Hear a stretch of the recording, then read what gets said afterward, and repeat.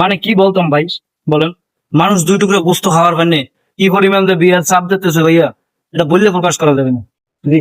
কিছু কিছু মানুষ দেয়া হইলি কি মিয়া বিয়ে শাদী করবা না, মানে দুই টুকরো মাংস খাওয়ার জন্য, একতলা ভালো খাওয়ার জন্য কি পরিমাণ প্রেশার দিতেছে ভাই। হ্যাঁ, মানে দেওয়া হইলে কি বিয়ে শাদী করবা না, বিয়ে শাদী নিয়ে ভাবতেছে না, বয়স তো হয়ে যেতেছে ভাই, আমার বয়স কি বেশি হয়ে যেতেছে, মানে যে চিন্তা দ্বারা আমার বিয়েটা খাইবে হ্যাঁ দ্বারা আমি প্রচুর মানে মোটামুটি ধরেন এক ধরনের বুড়ো হয়ে গেছে। বয়স তো হয়ে যেতেছে, বিয়ে শাদী করবা না, মানে আমি বুঝলাম না ভাই।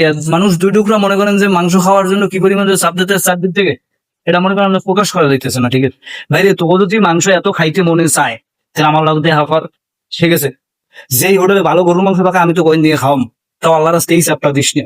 মানে দেহা হইলে এমন একটা ভাব নাই। ঠিক আছে, মানে আমি মনে হয় যেন আমার অলরেডি দাড়ি চুল পাই, ঠিক আছে আমি বিয়ে করিনি, এটা একটা অপরাধ। আবার এমন এমন ভাবেও মনে করেন বলে যে তোমার সেই ছোট ছোট পোলাপান তো বিয়ে শাদী করে সংসার শুরু করে দিতেছে, তুমি কি বিয়ে শাদী নিয়ে এখনো ভাবো নাই?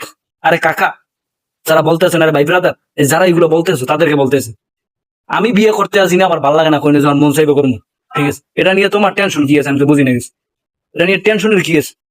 মানে তোমার মনে করো যে মানে কিভাবে যে মানুষ বলে মানে আমার বিয়ে নাই, আমি বিয়ে করবো না করবো, এটা তো আমার ব্যাপার।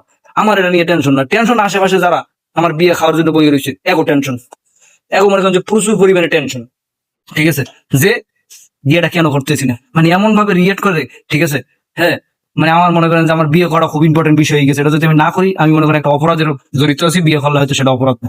মানে এরকম ভাবে মানুষ রিয়েক্ট দিতেছে, আমি বুঝি না এই দিনে এটি কেন হইতেছে। হ্যাঁ, মানে একটা কথাই বিয়ে শাদী করবে না, তোমার বয়স হয়েছে, বয়স কি কমবে? বয়স মানুষের বাড়ে না, বয়স তো স্বাভাবিক, এটা বাড়বি, বয়স বাড়ার জিনিস বাড়বি তো বাড়ু, বাড়তে থাকবে কি হয়েছে।